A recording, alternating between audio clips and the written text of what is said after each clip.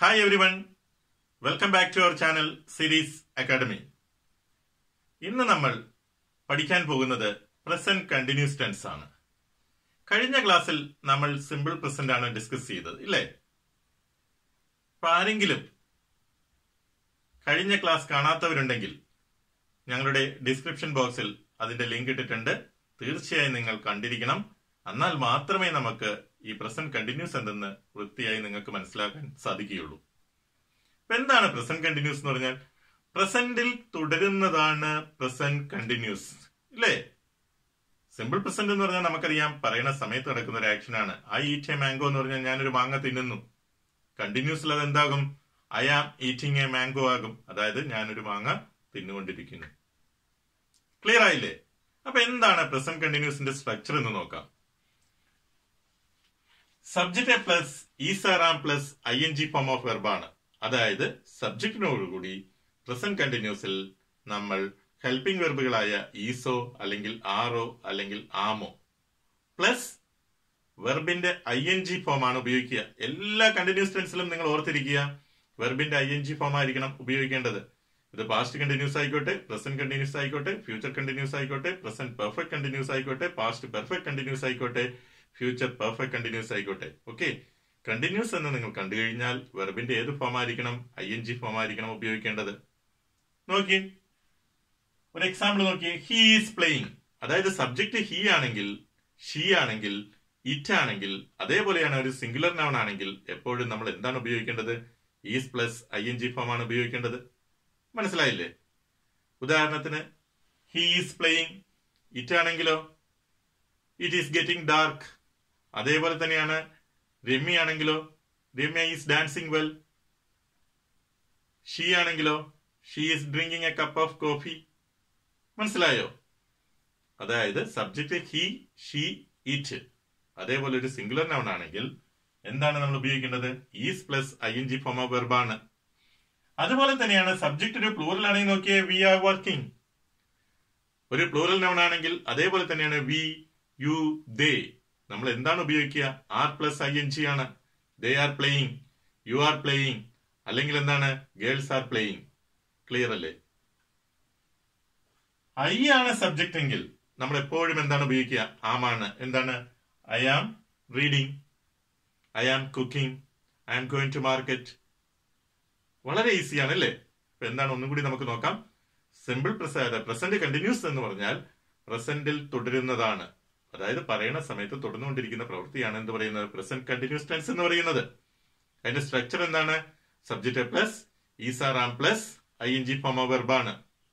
അതായത് subject singular ആണെങ്കിൽ is plus ING, subject plural ആണെങ്കിൽ എന്താണ്?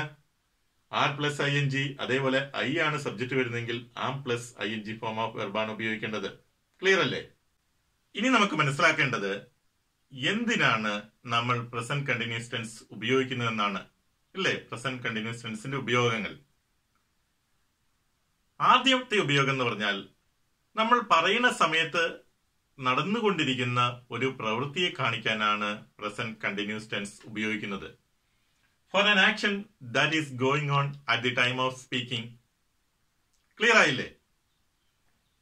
She is singing a song. എന്താണ് അതിനർത്ഥം? അവിടെ ഒരു പാട്ട് പാടിക്കൊണ്ടിരിക്കുന്നു. അതായത് നമ്മൾ പറഞ്ഞതിന് ശേഷവും കുറച്ച് സമയം കൂടി എന്തായിരിക്കും? ആ പ്രവൃത്തി തുടർന്നുകൊണ്ടിരിക്കും. അതാണ് present continuous. I am reading a book. അതുപോലെ തന്നെയാണ് നോക്കിയ we are watching a movie. ഇതെല്ലാം എന്താണ്? പ്രസന്റ് കണ്ടിന്യൂസ് ടെൻസിന് ഉദാഹരണങ്ങളാണ്. ഇത് ക്ലിയർ അല്ലേ? അതുപോലെ തന്നെയാണ് മുൻകൂട്ടി തീരുമാനിച്ചിട്ടുള്ള, അതായത് സമീപ ഭാവിയിൽ നടക്കാൻ പോകുന്ന ഒരു കാര്യത്തെക്കുറിച്ച് പറയാനും പ്രസന്റ് കണ്ടിന്യൂസ് ടെൻസ് ഉപയോഗിക്കാറുണ്ട്. To denote a near future action already planned. He is going to Calicut tomorrow. അല്ലെങ്കിൽ they are opening the shop next month. ഇവിടെ നോക്കി, നമ്മളിവിടെ ടുമോറോ എന്നുള്ള ആ വാക്ക് നമ്മൾ ശ്രദ്ധിക്കണം. അതേപോലെ തന്നെയാണ് നെക്സ്റ്റ് വീക്ക്, അതേപോലെ നെക്സ്റ്റ് മന്ത് എന്നൊക്കെ ഒരു സെന്റൻസിൽ കണ്ടിട്ട്, next week, next month, tomorrow എന്നൊക്കെ ഒരു സെന്റൻസ് കണ്ടിട്ട് അതിന്റെ കൂടെ കണ്ടിന്യൂസ് ടെൻസ് ആണ് ഉപയോഗിക്കുന്നതെങ്കിൽ നിങ്ങൾ മനസ്സിലായിക്കൊള്ളുക, അത് ഓൾറെഡി പ്ലാൻഡ് ആണ്, മുൻകൂട്ടി തീരുമാനിച്ച കാര്യമാണ്. അപ്പൊ അത്തരത്തിലുള്ള കാര്യങ്ങള് നമുക്ക് എന്തിലും കൂടി പറയാം? പ്രസന്റ് കണ്ടിന്യൂസ് ടെൻസിലും കൂടെ നമുക്ക് ഉപയോഗിക്കാം. സാധാരണഗതിയിൽ ടുമോറോയും നെക്സ്റ്റ് വീക്കും നെക്സ്റ്റ് മന്ത് ഒക്കെ നമ്മൾ എന്തിലാണ് ഉപയോഗിക്കുന്നത്? നെക്സ്റ്റ് ഇയർ ഒക്കെ ഫ്യൂച്ചർ ടെൻസിലാണ്. പക്ഷെ അതൊരു കണ്ടിന്യൂസ് ടെൻസിന്റെ കൂടെ കാണുമ്പം നിങ്ങൾ എന്ത് മനസ്സിലാക്കണം? അത് ഓൾറെഡി മുൻകൂട്ടി തീരുമാനിച്ച്, അതായത് സമീപ ഭാവിയിൽ നടക്കാൻ പോകുന്ന ഒരു കാര്യമാണെന്ന്. അതുകൊണ്ടാണ് നമ്മൾ അവിടെ പ്രസന്റ് കണ്ടിന്യൂസ് ടെൻസ് ഉപയോഗിക്കുന്നത്. മനസ്സിലായോ? ഇനി നമുക്ക് ഈ ഒരു പാർട്ട് എന്നൊരു ക്വസ്റ്റ്യൻ വന്നാൽ എങ്ങനെയാണ് തന്നിരിക്കുന്ന സെന്റൻസ് ഒരു പ്രസന്റ് കണ്ടിന്യൂസിലാണോ അല്ലെങ്കിൽ സിമ്പിൾ പ്രസന്റിലാണോ എന്നൊക്കെ നമുക്ക് തിരിച്ചറിയുക എന്നുള്ളതാണ്. അതിനുമുണ്ട് ഒരു എളുപ്പ വഴി. നമുക്ക് തന്നിരിക്കുന്ന ആഡ്വെർബ്സോ അല്ലെങ്കിൽ അതേപോലെ തന്നെ സെന്റൻസിലുള്ള ആഡ്വെർബിൾസ് ഓഫ് ടൈമോ നോക്കിയാൽ മതി. അതായത് നോക്കി, the following adverbs or adverbials of time are often used with this tense. Now, at present, at this moment, still, today. ഇവയൊക്കെ സാധാരണഗതിയിൽ ഉപയോഗിക്കാറുള്ളത് പ്രസന്റ് കണ്ടിന്യൂസ് ടെൻസിന്റെ കൂടെയാണ്. They are reading now. സാധാരണ ഒരുപാട് തവണ നമ്മളോട് പരീക്ഷയ്ക്ക് ചോദിച്ചൊരു ക്വസ്റ്റ്യൻ ആണ് ദേ ആർ റീഡിംഗ് നൗ. ഉദാഹരണത്തിന് ഇങ്ങനെ ഒരു ക്വസ്റ്റ്യൻ വരും, ഷീ ഈസ് ഡാഷ് നൗ, എന്നിട്ട് ബ്രാക്കറ്റിൽ ഉണ്ടാവും സ്ലീപ്പ് ഉണ്ടാവും, സ്ലെപ്റ്റ് ഉണ്ടാവും, സ്ലീപ്സ് ഉണ്ടാകും, ഈ സ്ലീപ്പിംഗ് ഉണ്ടാകും. അപ്പൊ നൗ കാണുമ്പോൾ തന്നെ നമുക്ക് മനസ്സിലാക്കണം തന്നിരിക്കുന്ന സെന്റൻസ് എന്തിലാണ്? ഒരു കണ്ടിന്യൂസ് ടെൻസിലാണ്. നമ്മുടെ ഉത്തരം എന്താണ്? He is sleeping now.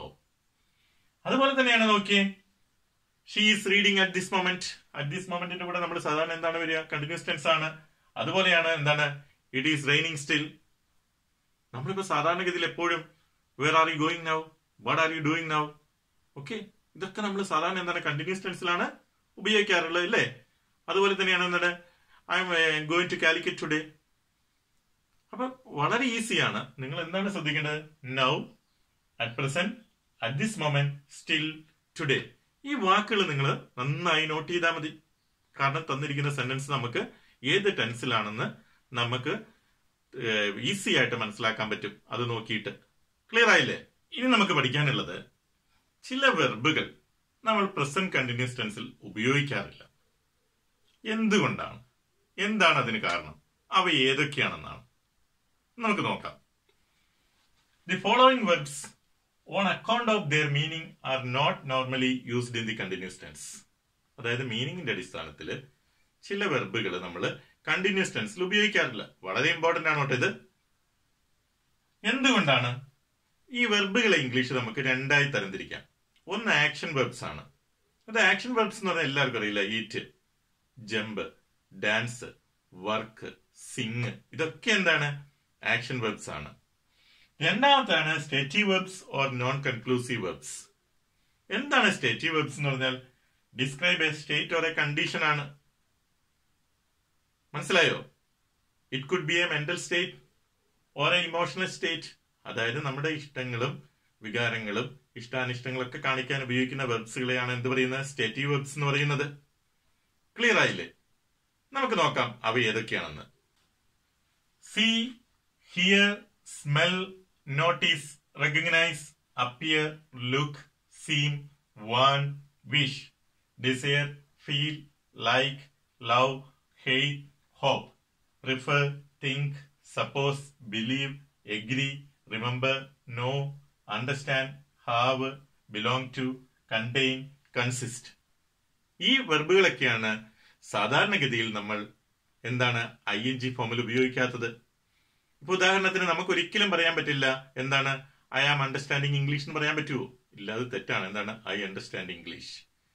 അല്ലെങ്കിൽ ഐ ആം ലവിങ് യു എന്ന് പറയാൻ പറ്റുമോ? തെറ്റാണ്. എന്താണ് I love you. I am knowing her എന്ന് പറയാൻ പറ്റുമോ? തെറ്റാണ്. എന്താണ് ഐ നോ ഹെർ. അതുപോലെ തന്നെയാണ് നോക്കി, have, I am having a bike എന്ന് പറയാൻ പറ്റുമോ? തെറ്റാണത്. എന്താണ് പൊസഷനെ കാണിക്കാനാണെങ്കിൽ ഹാവ് ഒരിക്കലും നമ്മൾ ING ഫോമിൽ ഉപയോഗിക്കാൻ പറ്റില്ല. അപ്പൊ എന്ത് പറയണം? ഐ ഹാവ് എ ബൈക്ക് എന്ന് പറയണം. ക്ലിയർ അല്ലേ? നമുക്കിനി കുറച്ച് ഉദാഹരണങ്ങൾ കൂടി നോക്കാം. I am noticing a change in him. ഈ സെന്റൻസ് ശരിയാണോ? ഇല്ലേ? നോട്ടീസ് എന്ന വെർബ് നമ്മൾ ഓൾറെഡി പഠിച്ചതാണ് കേട്ടോ. എന്താണ് ING ഫോമിൽ ഉപയോഗിക്കാൻ പറ്റുമോ? അപ്പം ഇത് തെറ്റാണ്. നമുക്കത് എങ്ങനെ തിരുത്തി എഴുതാം? I notice a change in him. ഇല്ലേ? നമ്മൾ ഈ വെർബുകളെ എന്തിലേ ഉപയോഗിക്കാവൂ? സിമ്പിൾ പ്രസന്റ് ടെൻസിലെ ഉപയോഗിക്കാവൂ. ഓക്കെ അല്ലേ? അപ്പൊ എന്താണ്? I notice a change in him. അതുപോലെ തന്നെയാണ് നോക്കി, I am understanding English. Understand എന്നുള്ളത് നമ്മുടെ ഒരു ഫീലിങ്സ് ആണ് അല്ലേ, ഒരു വികാരമാണ്, അത് മാനസികമായൊരു അവസ്ഥയാണ് അല്ലേ. അപ്പൊ അത് നമുക്ക് കണ്ടിന്യൂസ് ടെൻസിൽ ഉപയോഗിക്കാൻ പറ്റുമോ? ഒരു സ്റ്റേറ്റീവ് വെർബാണ് അണ്ടർസ്റ്റാൻഡ്. അപ്പൊ എന്താണ്? I understand English. ഇതും തെറ്റാണ്. അപ്പൊ എങ്ങനെ എഴുതാം നമുക്കത്? I understand English. അതുപോലെ തന്നെ she is seaming sad. Seam എന്നുള്ളത് ഒരു സ്റ്റേറ്റീവ് വെർബ്സ് ആണ്. അപ്പൊ നമുക്ക് എങ്ങനെ പറയാം? ഷീ സീംസ് സാഡ് അല്ലെങ്കിൽ ഷീ ലുക്സ് സാഡ്. മനസ്സിലായോ? He is having A cellphone. ഇവിടെ നോക്കി, ഹാവിങ് ഒരു പൊസിഷനെ കാണിക്കാൻ ഉപയോഗിച്ചിരിക്കുന്നത്. പൊസിഷനെ കാണിക്കാൻ ഹാവ് നമുക്ക് ING ഫോമിൽ ഉപയോഗിക്കാൻ പറ്റുമോ? ഇല്ല. അപ്പൊ എന്താണ്? He has A cellphone. ഇതും തെറ്റാണ് അല്ലേ. അതുപോലെ തന്നെയാണ് ഐ ആം നോയിങ് ഹെർ. അതും തെറ്റാണ്. എന്താണ്? ഐ നോ ഹെർ ആണ്. ഈ സെന്റൻസും തെറ്റാണ്. എന്താണ് നമ്മുടെ ഉത്തരം? I know her. അതേപോലെയാണ് ഷീ ഈസ് ലവിങ് മീ. തെറ്റാണ്. എന്താണ്? She loves me. ക്ലിയർ അല്ലേ? അപ്പൊ ഇന്ന് നമ്മൾ പ്രസന്റ് കണ്ടിന്യൂസിനെ കുറിച്ചാണ് പഠിച്ചത്. അപ്പൊ എല്ലാവർക്കും ഇന്നത്തെ ഈ ക്ലാസ് വ്യക്തമായും മനസ്സിലായി എന്ന് വിചാരിക്കുന്നു. ക്ലാസ് ഇഷ്ടപ്പെട്ടാൽ എല്ലാവരും ലൈക്ക് ചെയ്യുക, ഷെയർ ചെയ്യുക, സബ്സ്ക്രൈബ് ചെയ്യുക. Thank you for watching our video.